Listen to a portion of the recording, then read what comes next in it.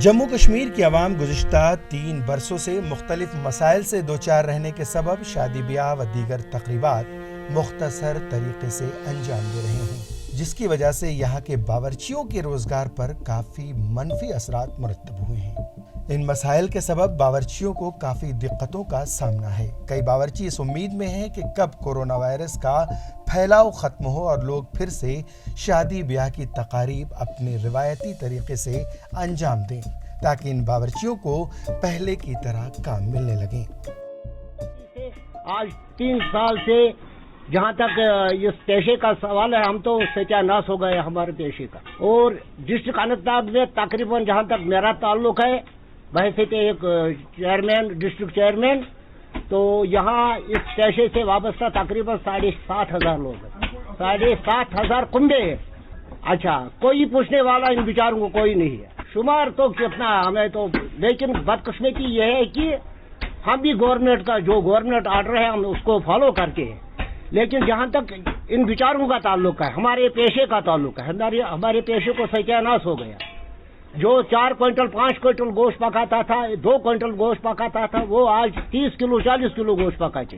وہ بیچارے کہاں جائیں گے؟ کم سے کم میں آپ کی وساطت سے گورنمنٹ کو، موجودہ گورنمنٹ کو یہ گزارش کرتا ہوں کہ خدا را ان کا بھی سوچے، وہ بھی اسی سماج کے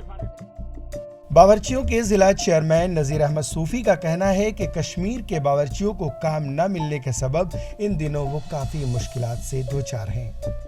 گزشتہ 3 سال سے آپ دیکھ رہے ہیں کہ اب شادیاں مختصر طریقے سے یہاں پر انجام دی جا رہی ہے۔ ایسے میں جبکہ آشپازوں کا جو کاروبار متاثر ہوا ہے تو سرکار کو آگے آنے کی ضرورت ہے، سرکار کو آگے آنے کی ضرورت ہے۔ اگر سرکار آگے آ کر ان آشپازوں کی تھوڑی سی مدد کرے، ان کی مالی مدد کرے، تو مجھے لگتا ہے ان کا جو کاروبار بگڑا ہوا ہے ان کی تھوڑی سی مدد ہو جائے گی۔ اقتصادی طور پر یہاں وادی کشمیر میں بہت سارے طبقات ایسے ہیں جو کہ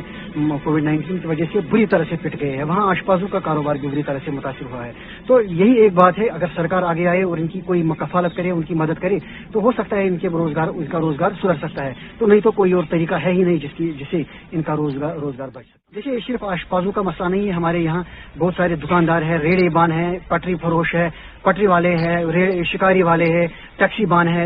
ریسٹورینٹ والے ہیں، ان سب کا کاروبار بری طرح سے متاثر ہوا گزشتہ 3 سالوں میں۔ تو مجھے لگتا ہے سرکار کو، خاص کر مرکزی سرکار کو کسی بڑے پیکیج کا اعلان کر دینا چاہیے تاکہ جو سماج سے پچھڑے ہوئے لوگ ہیں یہ بھی ہم عام لوگوں کی طرح اچھی طرح سے زندگی گزار سکیں۔ آپ کو بتاتا چلوں کہ وادی میں شادی بیاہ کی تقریب کا اپنا ایک منفرد انداز ہوتا ہے۔ اس موقع پر مہمانوں کے لیے مختلف پکوان تیار کیے جاتے ہیں، جن میں خاص طور پر روایتی پکوان کشمیری وازوان شامل ہے۔ کشمیری وازوان کو تیار کرنے کے لیے یہاں کے باورچیوں کا کافی اہم رول رہتا ہے، اور یہ عام کہاوت بھی ہے کہ وازوان کے بنا یہاں کی شادیاں ادھوری سمجھی آتی ہیں۔ ETV بھارت کے لیے بجبہاڑا سے غزالہ نثار کی رپورٹ۔